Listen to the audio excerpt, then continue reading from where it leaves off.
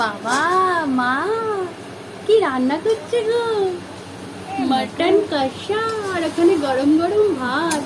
রবিবারের একেবারে বাজার জমজমাট তো দেখছি। আবার বিকালে মার্কেটিং তারা। আমার মা একটু হেসে হেসে রান্না করছে কেন বলো তো? কেন?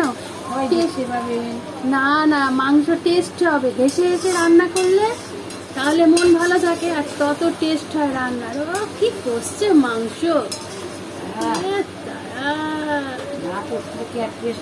কষা মাছ, এ তো অবশ্যই কষা কষা মাংস মাটন। আজকে কড়াইতেই করবে তো, প্রেসারে দেবে না? প্রেসার লাগবে, ঠিক আছে প্রেসারে দিও। কিন্তু মনে হচ্ছে যে এইখানেই পুরো কষে একেবারে গলে ক্ষীর হয়ে যাবে মাংস।